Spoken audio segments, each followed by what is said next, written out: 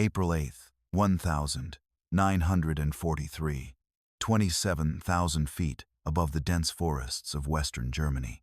The roar of engines fills the air as the B-17 Flying Fortress, knockout dropper, breaks through the clouds. Bathed in the pale light of early dawn, the wind howls against the plane's rugged exterior, and inside, the air is thick with tension. Lieutenant Robert "Buzz" Miller grips the controls as he peers out through the icy canopy, scanning the horizon. Below, a vast expanse of enemy territory stretches into the distance, marked by scattered smoke plumes from prior bombardments. The crew aboard Knockout Dropper is as seasoned as they come, a mix of young men drawn from across America, now bound by a singular mission. Their task, to strike at the heart of the German war machine. But the reality of war is never as simple as the propaganda posters promised. The skies, once thought to be the domain of the bomber, are now a battlefield. "This is it, boys," Miller mutters, his voice tight with the weight of what lies ahead. The roar of 4 Wright R-1820 Cyclone engines fills the cockpit as the bomber flies on a course toward the heavily fortified Ruhr Valley. Below, German cities, industries, and military installations lie in the crosshairs, awaiting the destructive power of the bombers. Knockout Dropper and her crew are part of a squadron sent to cripple the Nazi war effort, a task made more dangerous with each passing day.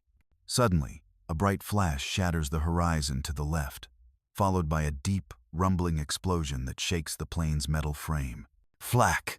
shouts Sergeant Nick Hawk Dawson, the tail gunner, as he watches the sky explode with anti-aircraft fire. The sound of distant explosions is punctuated by the whine of high-velocity shells screaming past their position. "We've got company," says Miller, his voice steady despite the chaos around him. "Everyone, hold tight." The crew inside the aircraft springs into action.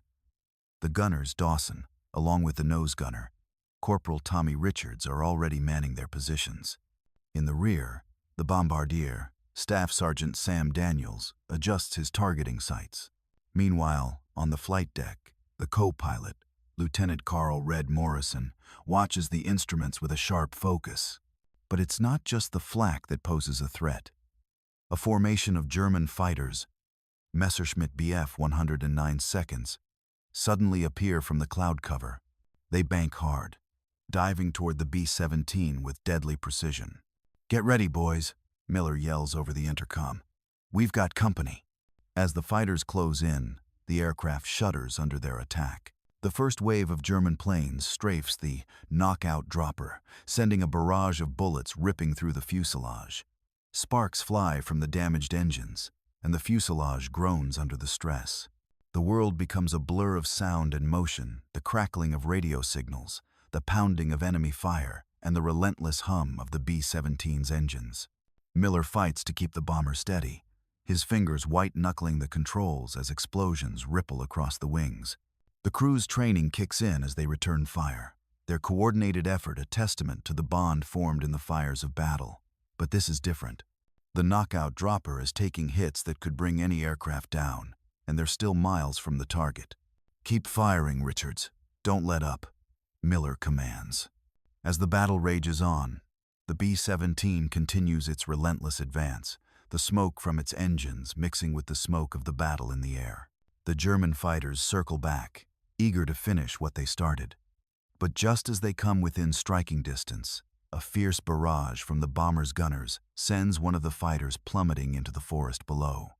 The dogfight continues for what feels like hours.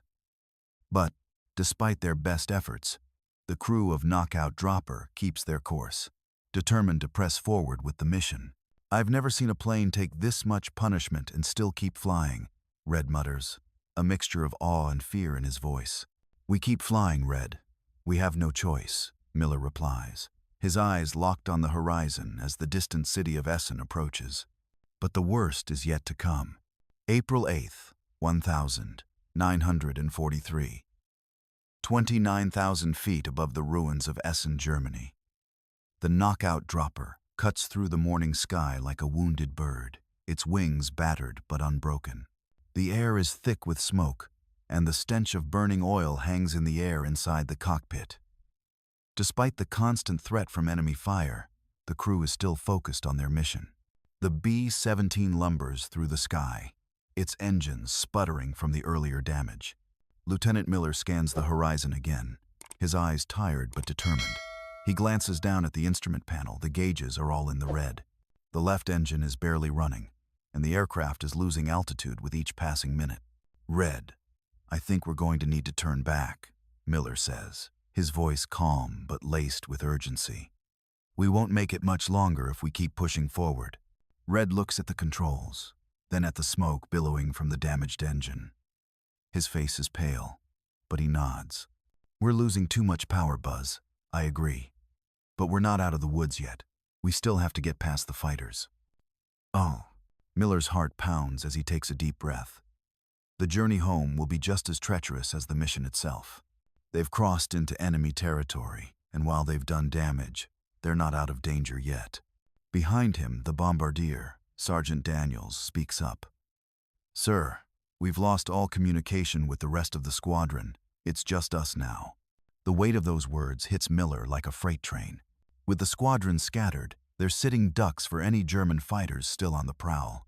And the worst part, the ground below is littered with enemy positions, artillery, and fresh reinforcements. Miller looks out the side window, seeing the stark reality of their situation. The trees and fields below are peaceful, a contrast to the violence in the skies above. But peace is something the crew can't afford. Not yet. Let's not make it easy for them, Miller mutters, pressing the throttle a little harder as the B-17 tilts slightly upward. It's a small gesture, but it's one of defiance. If they're going to fall, they're going to fall fighting. The crew holds their breath as they climb higher, their eyes glued to the horizon. Every few minutes, the hum of enemy engines cuts through the tense silence like a blade. But so far, they've been lucky. The German fighters, perhaps distracted by the other bombers or focused on the rear, haven't attacked again. Still, the sense of danger lingers, hovering like a storm cloud. But as they approach the French border, something changes. A shadow moves in the distance, a fast-moving figure against the backdrop of the sky, and then another, and another. They're back. Dawson's voice crackles over the intercom, the tail gunner's calm tone betraying the tension in his body. 3 fighters heading our way. Miller's stomach tightens. There's no room to maneuver. They're too slow, too vulnerable. We can't outrun them, Buzz, Red warns, his voice filled with grim certainty. Then we'll have to fight, Miller replies, his jaw set. Everyone, get ready. We've got one shot at this. The fighters approach, diving in from above and behind. This time, the German pilots are determined to finish what they started. They've already taken down dozens of American bombers in the past few weeks. Why should this one be any different? The crew prepares for impact. Richards, the nose gunner, slams a fresh magazine into his Browning M2 machine gun. Dawson tightens his grip on the tail guns, his fingers already itching to unleash hell on the approaching fighters. And then the first burst of enemy fire rips through the air, slamming into the B-17's fuselage. The plane shudders violently, sending everyone inside reeling. The tail section sparks, and the whole plane lurches as if it might break apart at any moment. They're hitting us hard, Richards yells from the nose. Miller pulls hard on the yoke, trying to level out the plane as they veer to the left, but the damage is mounting. It's becoming harder and harder to keep control. But they can't give up now. Not with home in sight. The fighters keep their distance, circling, waiting for the perfect shot. And just when it seems like the B-17 is done for, Dawson opens fire. The roar of his machine gun fills the cockpit, and the tail of the fighter nearest them is shredded. It spirals toward the earth in a fiery blaze. Got one, Dawson shouts, his voice full of satisfaction. But there's no time to celebrate. The other 2 fighters break off and regroup, and they're coming back around for another run. The tension inside the plane is palpable. Everyone knows that their survival hinges on their ability to stay alive for just a little longer. We're not done yet, Miller says, determination burning in his eyes. Stay with me, everyone. We're getting home. The B-17 dips and sways as they make a hard turn. The German fighters close in once again, but they're running out of time. With every passing second, the distance between them and safety grows smaller. And then, from the right, A squadron of P-47 Thunderbolts, their bright silver bodies gleaming in the sun, comes roaring to the rescue. The American fighter pilots have been waiting in the wings, and now they've arrived just in time. The dogfight is swift, and soon, the remaining German fighters are in full retreat. The P-47 seconds peel off and circle back toward their own airfields, leaving the B-17 to limp home. Miller lets out a long breath he didn't know he'd been holding. "We're still alive, boys," he mutters. "Let's get back to base." But the journey home is far from over. April 8th, 1943, 25,000 feet over the French countryside. The sky is eerily quiet now. The roar of the engines, a constant reminder of the long, grueling flight. The knockout dropper limps through the air, its once pristine metal frame now battered and scorched. Smoke continues to billow from the left engine, and the gaping holes in the fuselage are a silent testament to the intensity of the battle they've just survived. Inside the cockpit, Lieutenant Miller can feel the weight of the situation settling heavily on his shoulders. The plane is barely staying in the air, and the crew's nerves are frayed from the constant bombardment. They are now flying over what should be friendly territory, but the scars of war are everywhere, reminding them that danger is never far behind. "Red, how much longer can we keep this bird flying?" Miller asks, his voice steady but tinged with worry. Red stares at the instruments, the flickering needles offering no comfort. "I don't know, Buzz. The left engine's barely holding up. If it quits on us, we're done for." Miller's eyes narrow as he weighs his options. The mission was a success. The payload had been dropped, and the Germans had been dealt a blow they weren't expecting. But now, the real fight was just beginning, getting the crew and their damaged B-17 back to base. "Keep it together, Red. We're almost there. We can make it," Miller says, trying to convince himself just as much as his co-pilot. But the truth is undeniable. The knockout dropper is a wounded bird, and the longer they stay airborne, the more likely they are to fall from the sky.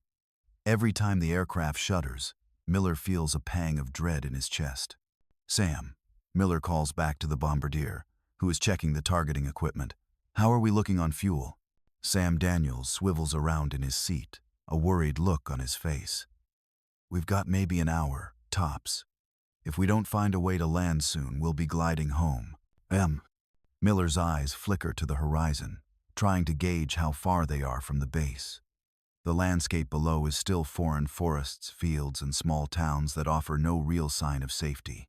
There's no guarantee the airfields in France are still clear of German forces, and the longer they take to get back, the higher the chance that they might run into another group of enemy fighters.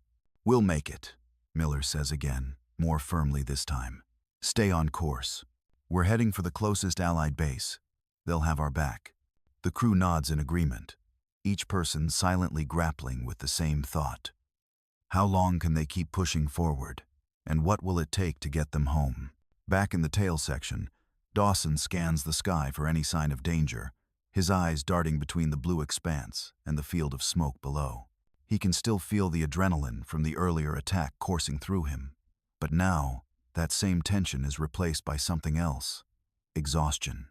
Despite the intense battle, Dawson has learned to keep his emotions in check, but he knows the reality. They've survived a fierce firefight, but that doesn't guarantee they'll make it back home. Meanwhile, Corporal Tommy Richards, the nose gunner, checks his weapon again, running his fingers over the cold steel. His thoughts are a mixture of pride in their success and dread about the unknown. They've made it this far, but the silence of the cockpit is unnerving. The worst part about flying a bomber is not knowing what's coming next. The crew pushes on, their thoughts silent but heavy. Even as they descend toward the French countryside, they remain alert, knowing that even the smallest misstep could send them tumbling from the sky. "We're losing altitude, Buzz," Red says, his voice tight with concern. "We can't afford to stall out now." Miller grits his teeth. "Just a little longer.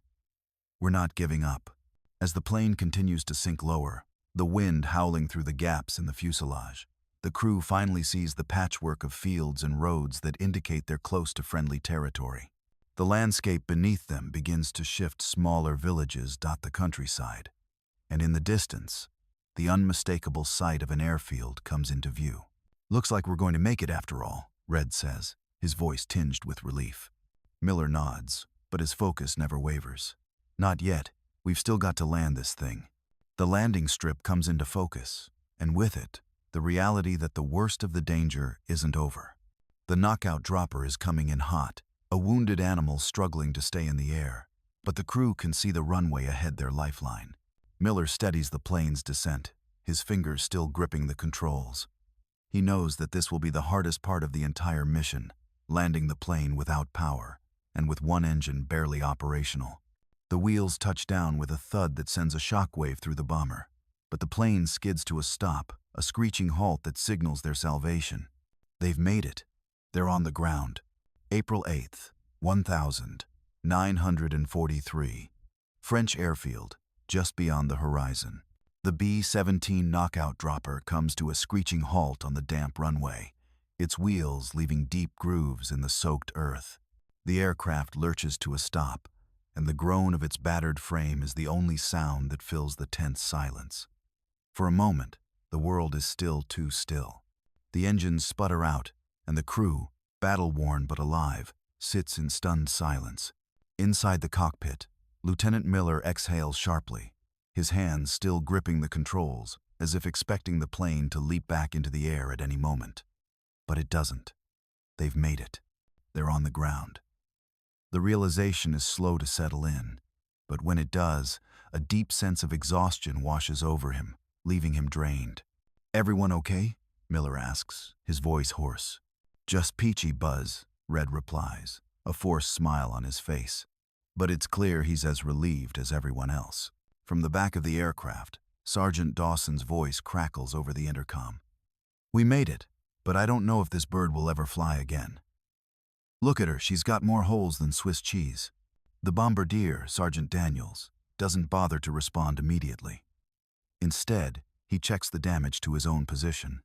The cockpit and fuselage may have endured the worst of the attack, but the tail section had suffered significantly under the onslaught of enemy fire. The tail gun, a vital part of the bomber's defense, was riddled with holes. The rest of the crew could only hope the damage wasn't too severe.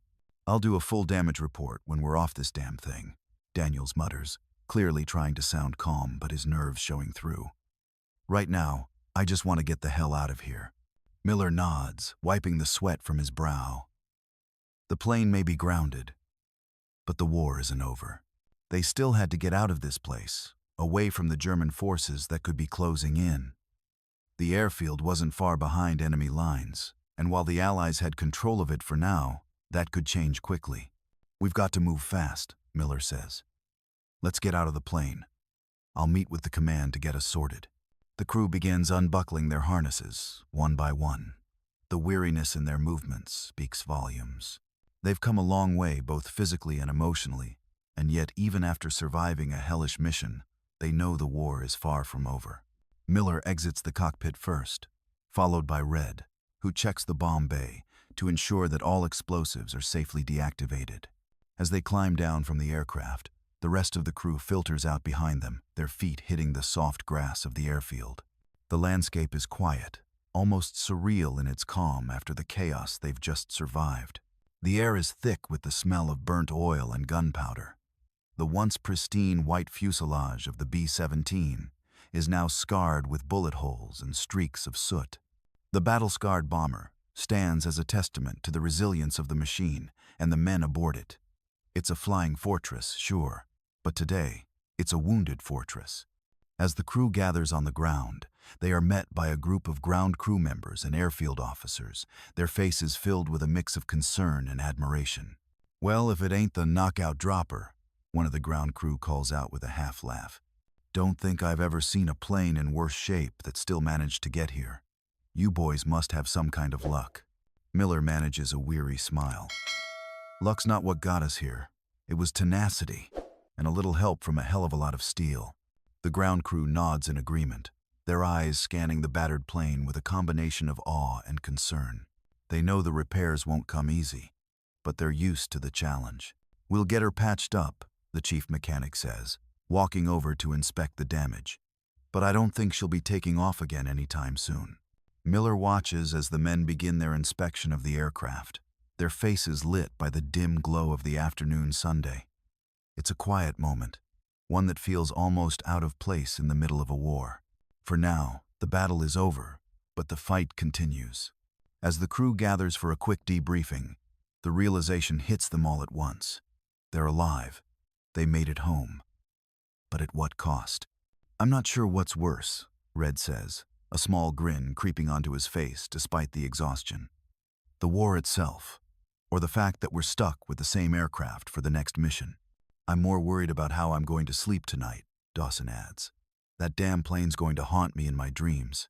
The group laughs, a dark, tired laughter that seems to bridge the gap between the horror of the past and the uncertainty of the future. They've survived one of the deadliest raids of the war, and yet they know that this is just the beginning.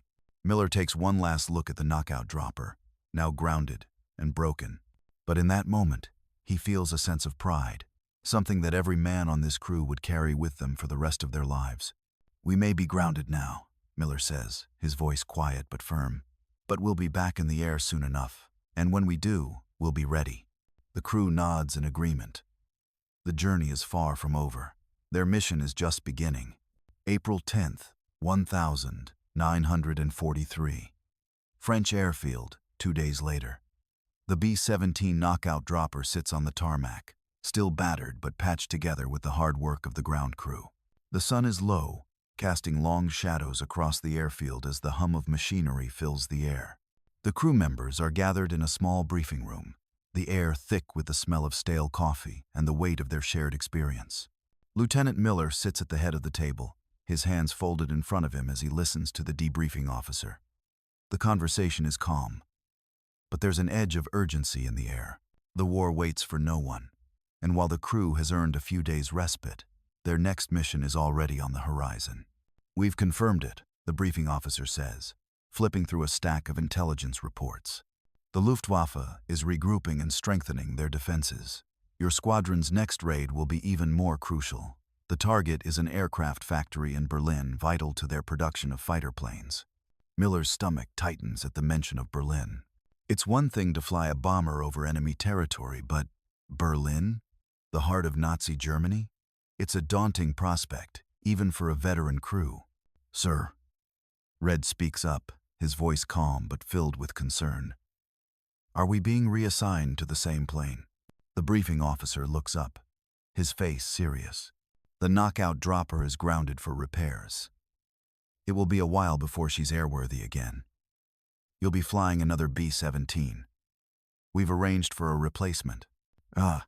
Miller nods, his eyes flicking toward the window where the knockout dropper sits, a shadow of her former self. There's something personal about this plane now, something beyond just the mission. It's more than just metal and engines. It's a part of them, a piece of their survival. Still, there's no time for sentiment. The war moves on, and so must they. "We'll do whatever it takes," Miller says, his voice steady despite the nerves gnawing at him. "But we need time to rest. These boys haven't had a good night's sleep in days." The briefing officer gives a curt nod. "You'll have your rest. But don't get too comfortable. Orders are orders. When the new plane is ready, you'll be airborne again." The crew's eyes meet, a silent understanding passing between them. They've faced the worst of the war, and they know there's more ahead. But for now, the best thing they can do is rest, mentally and physically, before the next fight. After the briefing, Miller steps out of the room, his thoughts heavy. He walks across the airfield toward the B-17, where the crew is already assembling around a new bomber. The aircraft gleams in the fading sunlight, but it feels like a stranger. They've always known Knockout Dropper. They've built a bond with her, a bond forged in the fires of battle. And now, they're expected to do it all over again with a new plane, one that hasn't earned their trust yet. Miller stops in front of the new bomber, his hands resting on the metal fuselage. He feels the weight of the task ahead. It's not just about completing the mission anymore. It's about ensuring the safety of his crew, and their lives are tied to this machine now. "All right, boys," Miller calls out to the crew who are inspecting the new aircraft. "Let's make her ours." The men gather around, their faces still weary but determined. Each of them knows what's at stake. Each of them knows the risks. But they also know the stakes of failure, the loss of life, the destruction of their comrades, and the price they're all willing to pay to see this war through. For a moment, the men stand there in silence, the weight of their bond stronger than ever. The B-17 inches front of them might be new, but their resolve remains unbroken. "We're not done yet," Miller says, his voice firm. "We've made it this far, and we'll keep going. Together. That's how we win this." The crew nods, a silent agreement passing between them. They know that no matter what happens, they will face it together as a team, as a family. As the crew disperses to prepare the new bomber, Miller takes one last look at the knockout dropper, still sitting at the edge of the airfield. She's been through so much, yet she's still standing. But for now, she's not their focus. Their focus is on the future, on the next mission, on the next chapter of the war that's unfolding before them. The crew's next mission will take them deep into enemy territory. But for now, they must prepare, and with it, the heavy knowledge that this war, this journey, will not be over until they've given everything they have. And if the next mission is as dangerous as they fear, it might just be the last. April 15th, 1943, 25,000 feet above Nazi-occupied Europe. The sun has barely risen, casting a cold light over the endless fields and towns below. The crew of the B-17, now christened Silver Lining after a hasty repaint, sits in their seats, their faces grim as they prepare for the mission ahead. The roar of the engines is deafening, but inside the cockpit, there is nothing but silence. Lieutenant Miller's grip on the controls is firm, but not without tension. This mission is unlike any they've faced before. The target, the heart of the German war machine, the aircraft factory in Berlin. Their mission is simple on paper: disable the factory's production lines, strike a blow at Nazi forces, and return home. But the reality of it is far from simple. The last raid had left them with a scarred plane, a battered crew, and the ghost of the knockout dropper still haunting their thoughts. Now, the Silver Lining is their new chance at survival, a plane they don't yet trust, but one they must depend on if they're to make it back in one piece. The cockpit is filled with the steady rhythm of Miller's breathing as he watches the gauges and the distant horizon. It's a long flight ahead, and the closer they get to Berlin, the more they can feel the weight of the danger pressing down on them. Red, seated beside Miller, scans the skies nervously. His fingers hover over the controls, ready to respond at a moment's notice. He's a skilled pilot, but the fear that gnaws at him is palpable. Everyone knows that the closer they get to Berlin, the more likely they are to encounter heavier resistance. The Luftwaffe is notorious for its air superiority, and the German fighters are no slouches when it comes to attacking bombers. "How long until we hit the target?" Red asks, his voice low. Miller glances at the map. "About an hour. Once we pass the front line, we'll be deep in enemy territory. The factory's just outside Berlin, but the defenses will be thick." We've done worse," Red replies, but it's clear that even he's uncertain. The rest of the crew, seated in their respective positions, is equally on edge.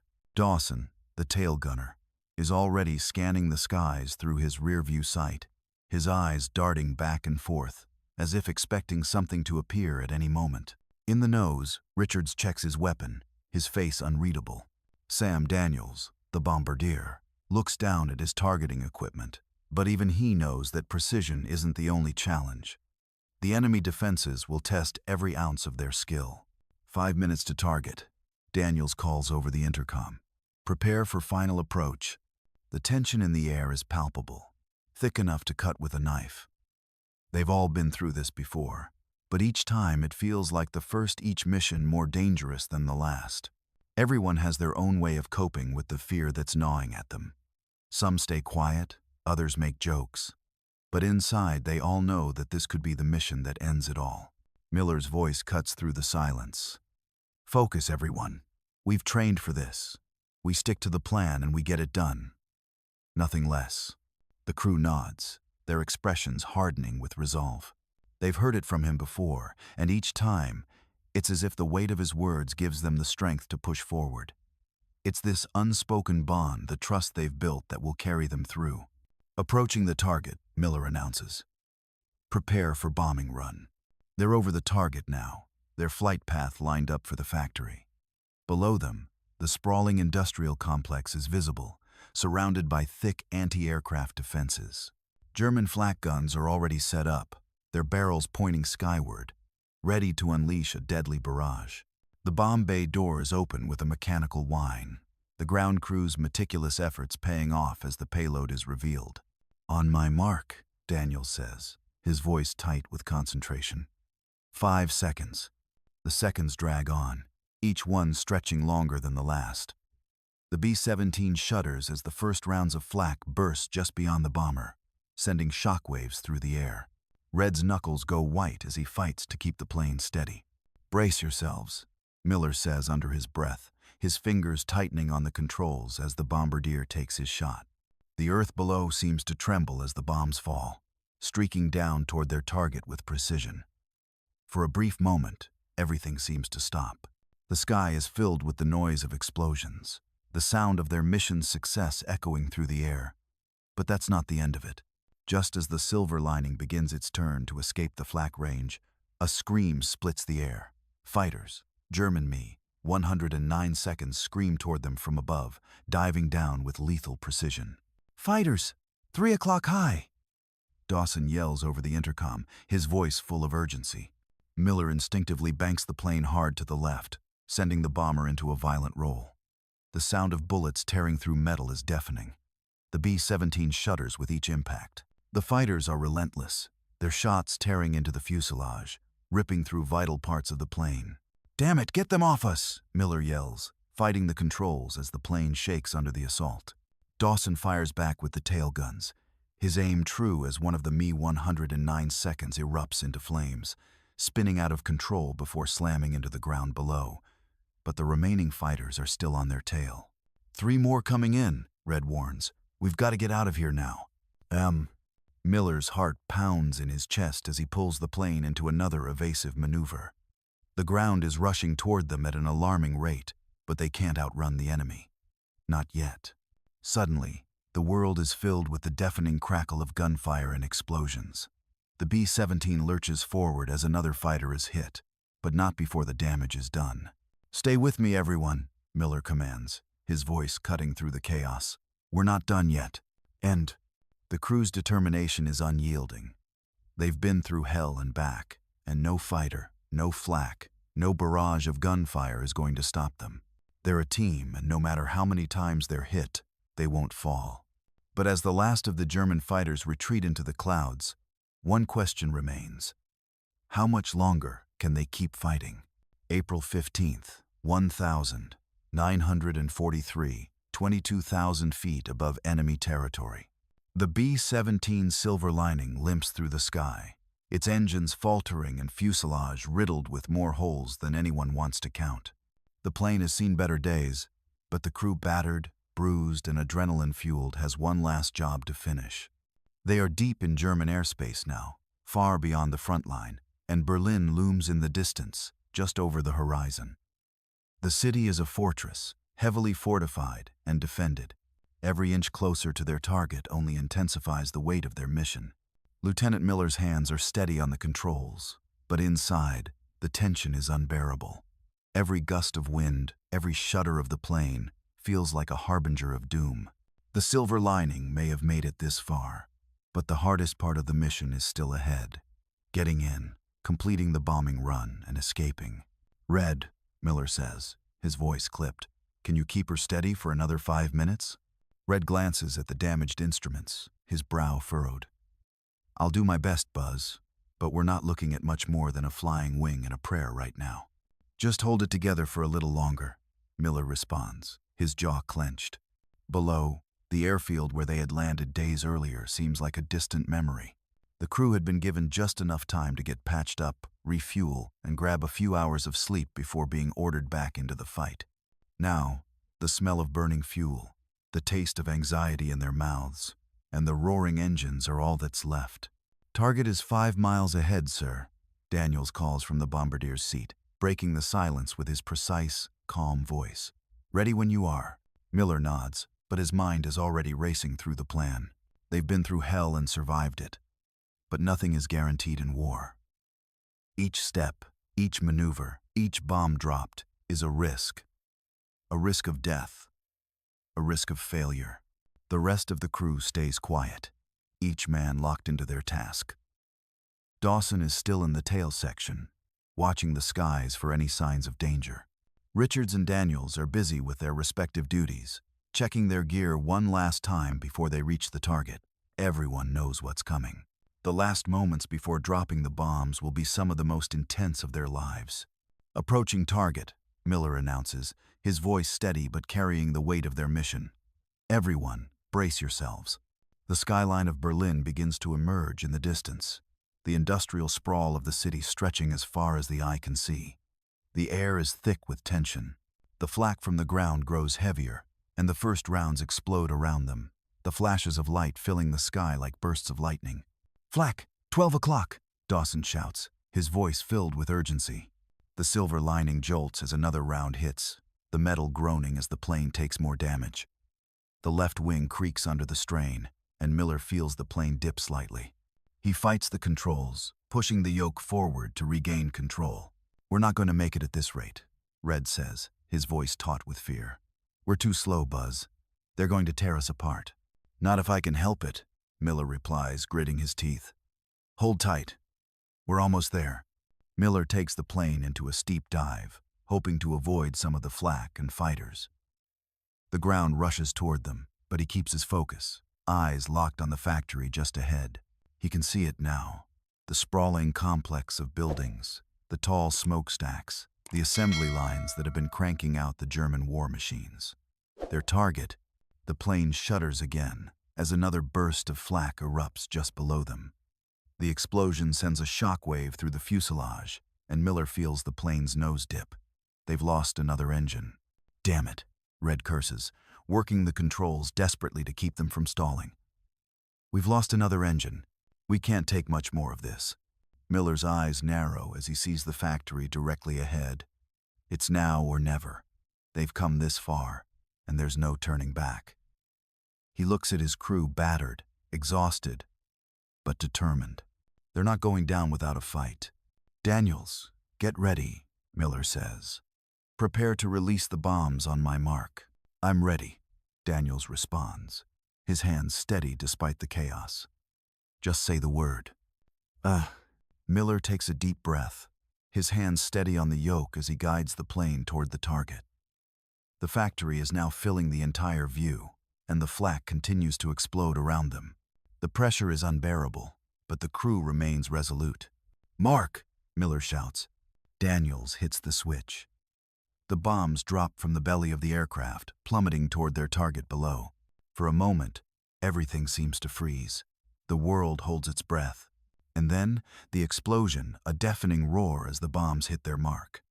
The factory erupts in a massive fireball, the shockwave rippling outward as the buildings crumble in the wake of the blast. "We got it," Daniels exclaims, his voice filled with triumph. But that triumph is short-lived. As the plane begins to climb away from the target, the remaining fighters circle back, eager for the kill. The silver lining is now heavily damaged, its engine sputtering and straining. "Fighters!" "3 o'clock!" Dawson yells from the rear. "They're on our tail!" Miller doesn't have time to think. He pulls the yoke hard to the left, sending the plane into another sharp maneuver. The B-17 shudders under the stress, but Miller holds on, unwilling to give up now. The fighters are closing in fast, their guns blazing as they make another pass. Red fights the controls, trying to keep the plane steady enough for the gunners to return fire. Richards lets loose with a volley, and another enemy fighter goes down, spiraling into the ground below. But they're not out of the woods yet. More German planes are coming, and the silver lining is running out of time. "Hold tight," Miller shouts. "We're almost there." With the enemy closing in, the crew gives everything they have. They've taken their shot. Now, it's time to fight for their lives.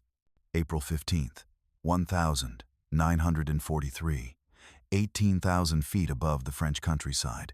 The silver lining is limping home, but the battle is far from over. The plane, riddled with bullet holes and battered by the relentless flak and fighter attacks, struggles to stay aloft.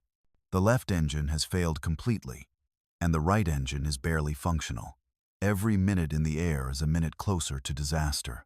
But Miller's hands are steady on the controls, guiding the crippled bomber as it pushes forward. The crew is worn, their nerves frayed, but they're holding it together. They've made it this far through the bombing run, through the dogfights, through the hail of flak, but the hardest part is still ahead, getting back to Allied territory without getting shot down or crashing. "Red, how are we doing?" Miller asks, his voice steady despite the chaos around them. Red's eyes flick from the gauges to the horizon, his face a mask of concentration. "We're losing altitude fast, Buzz. We've only got one engine, and that one's on borrowed time. If we don't make it to friendly airspace soon, we're in serious trouble." Miller's eyes flick to the map. The front lines are still a few hundred miles away, and with the plane in this condition, every second counts. The Germans won't stop hunting them until they're on the ground, and even then, there's no guarantee they'll make it back in one piece. The rest of the crew is silent, their focus turned inward, each man doing what he can to contribute to the survival of the plane and its passengers. Dawson, in the tail, is scanning the skies, his eyes darting for any sign of danger. He's seen enough to know that the fight isn't over until they're safely on the ground. "Fighters," Dawson calls over the intercom, his voice tight with urgency. "They're closing in fast. 2 more at 4 o'clock high." Miller's heart races. They're still deep in enemy territory, and the Germans won't give them a break. "Get ready, everyone," Miller commands. "This is it. Keep your heads down and stay on the guns. We're not giving them an easy kill." Red banks the plane sharply to the left, trying to throw off the German fighters, but it's clear the maneuver isn't enough. The silver lining is sluggish, barely able to keep up with the turns, and the fighters are taking full advantage of it. The first burst of enemy fire rips through the air, and the plane shudders violently as bullets tear through the fuselage. A deafening scream fills the cockpit as the right engine explodes, sending a shower of sparks and metal fragments into the air. The plane drops suddenly, the left wing dipping dangerously. "We've lost the engine," Red shouts, struggling to regain control. "We're going down." Miller fights the controls, pulling back on the yoke with all his strength, trying to keep the bomber level. The crew's hands grip their stations tightly, and the cabin is filled with the sound of gunfire and the wind rushing through the damaged fuselage. "Hold on," Miller yells. "We're not done yet." But the reality is clear. The plane is losing altitude fast, and the German fighters are closing in, relentless in their pursuit. The silver lining is no longer a formidable force in the sky. It's a wounded animal, vulnerable and desperate. Another volley of enemy fire rips through the plane, this time tearing into the tail section. Dawson's voice crackles over the intercom. "I'm hit. They got my tail gun. I can't see anything." "Stay with us, Dawson," Miller commands. "Get to the rear hatch if you can. We're almost out of here." The fighters dive in again, determined to finish the job.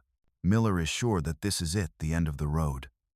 But just as the German fighters close in for the final kill, a flash of silver cuts through the sky. The unmistakable roar of American P-47 Thunderbolts fills the air, and suddenly, the fighters break off, scattering like ants under a boot. "They're here," Red exclaims with relief. The P-47 seconds sweep in, guns blazing, and the German fighters are torn apart one by one. It's over. The threat is gone, and the silver lining is still airborne, battered but alive. "We're clear," Dawson reports, his voice still shaky.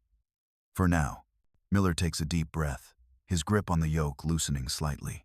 "All right, boys, we've got this. Let's get home." With the P-47 seconds covering them, the silver lining continues its descent toward Allied airspace, the ground rapidly approaching. The fighters circle back, their mission complete, but the crew knows they still have to get the plane safely on the ground. "Red, get us lined up," Miller says. "We're going to need all the help we can get to land this thing." Red nods, his face a mask of concentration as he pulls the bomber into a controlled glide toward the airfield below. The engines sputter in protest, and the plane's wings shake. But they're almost there. Miller's hands are steady again. But the adrenaline is still coursing through his veins. The runway stretches out before them, a narrow path to safety. The airfield is a welcome sight, but it feels like a lifetime away.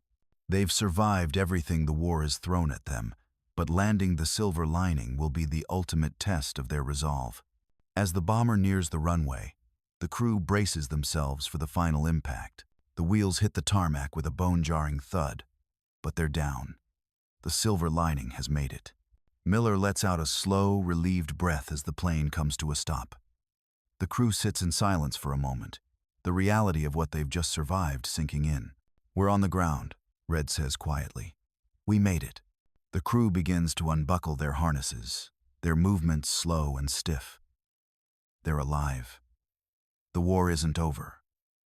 But for now, they've survived. Miller stands up, his legs unsteady from the hours of tension. He looks around at the crew, each man a survivor in his own right. "Good job, boys," Miller says, his voice rough with emotion. "We're not done yet, but we made it through this one." And as the crew exits the cockpit and begins to disembark, the weight of the moment settles over them. They've fought, they've bled, and they've won. But the fight is far from over, and no matter how many times they land, the war and the next mission is always just around the corner. April 16th, 1943, early morning. The sun is just beginning to rise over the horizon, casting a pale light on the sleepy airfield.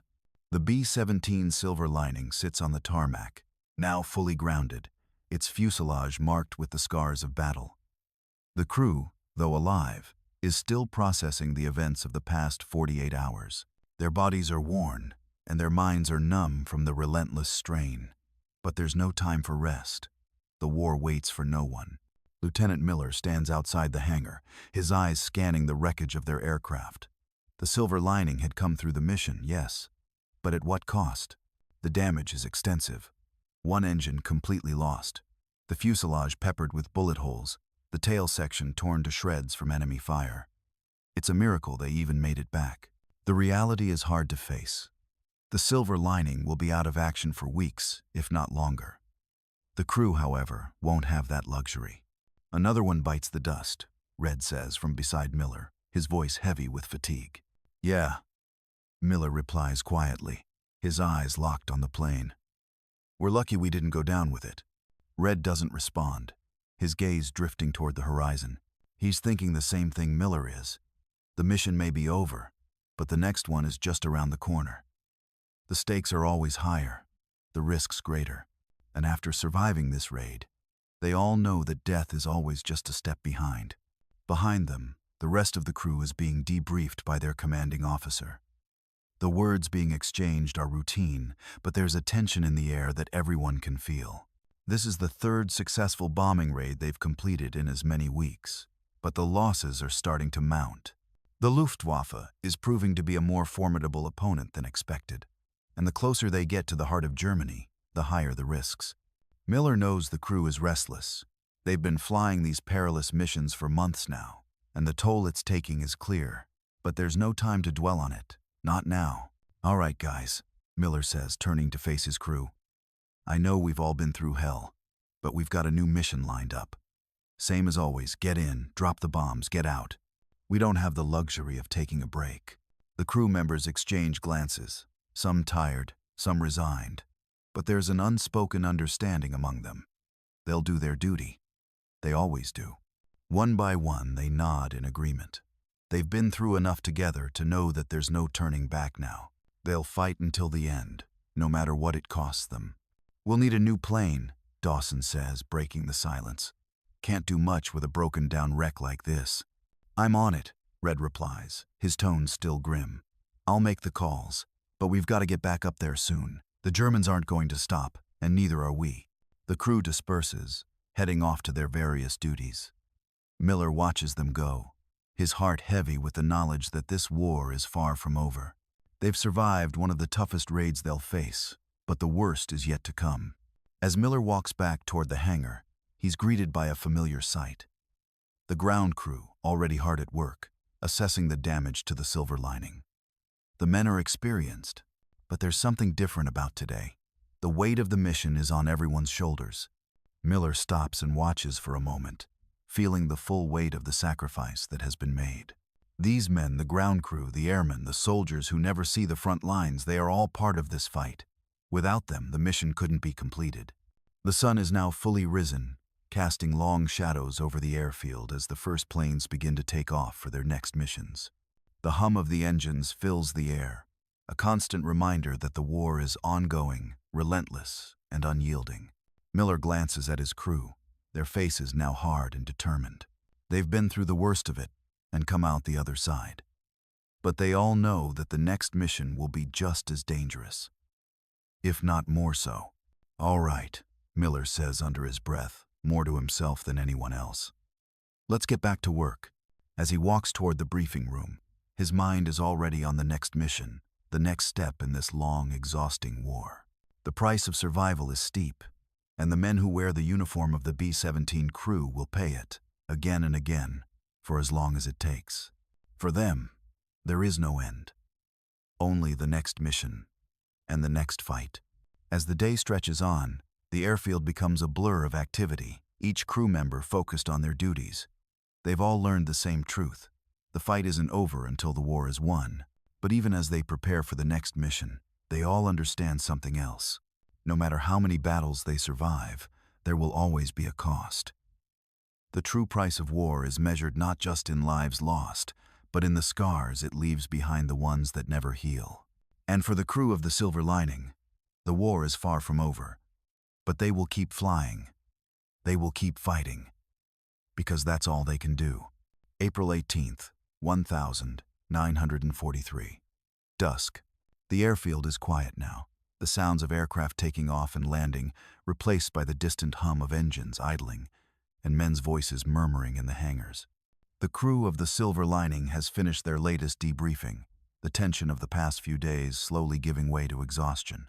They've seen the worst of war, and though they carry the weight of their survival with them, for the first time in a long while, there's a sense of relief. The war, as brutal and unforgiving as it has been, still feels distant in the hours after a mission's completion. Miller stands by the hangar, looking out at the horizon as the last rays of the sun dip below the tree line.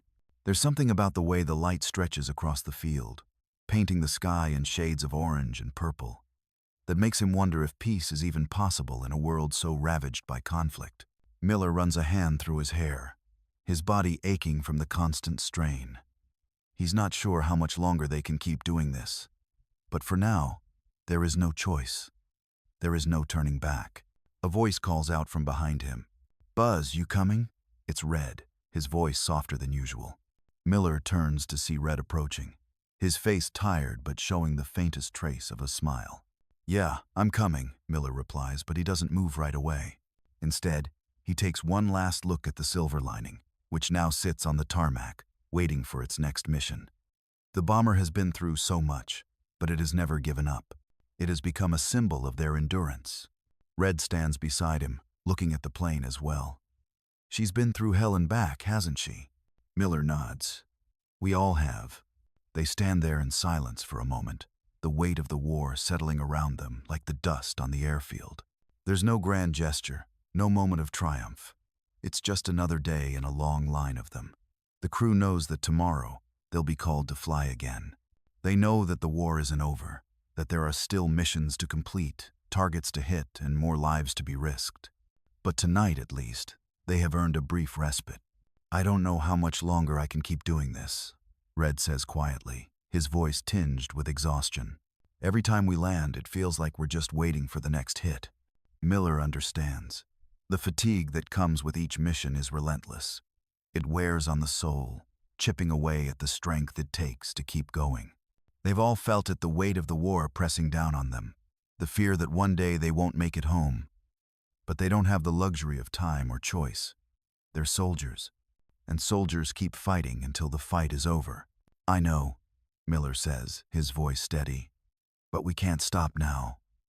Not after everything we've been through.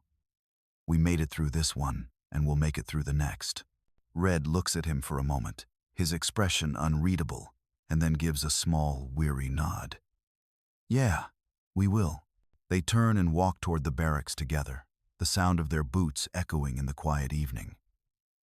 The rest of the crew is already inside, ready to settle in for a few hours of sleep before the next mission. Miller knows that the war doesn't stop for anyone. It's an endless cycle of missions, debriefings, and brief moments of rest. But in the stillness of the evening, it feels like they've earned this time, this brief moment of peace before the storm. Inside the barracks, the rest of the crew is already relaxing, some with their boots off, others cleaning their gear. Dawson is sitting on a bench, polishing his gun with a meticulous hand, while Daniels and Richards are discussing the latest intel about the next mission. The camaraderie among them is palpable, even in the aftermath of everything they've been through. They are a team, and despite the odds, they've stuck together. "Hey, Buzz," Dawson calls as Miller enters, his voice warm and familiar.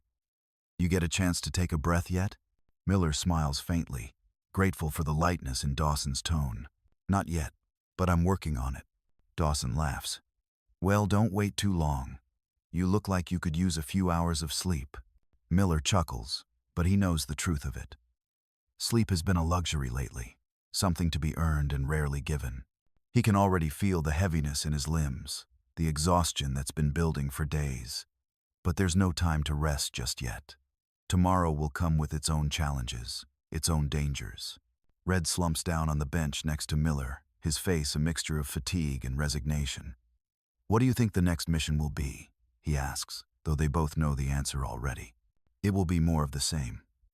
Another raid, another target, another battle to fight." Miller sighs, rubbing his eyes. "Same as always. We'll hit another target, dodge more flak, and get shot at by more fighters. But we keep going, because that's what we do." The crew settles in for the night, the sounds of sleep and quiet conversation filling the room. Outside, the stars twinkle over the silent airfield. It's a rare moment of peace in a world torn apart by war, but Miller knows that it won't last. Tomorrow, they will fly again, and the war will continue. As the night deepens, Miller lies back on his cot, his mind racing with thoughts of the next mission. But for now, his eyes close, and he allows himself a few minutes of rest, knowing that the fight will still be there when he wakes up. And when it comes, he will be ready.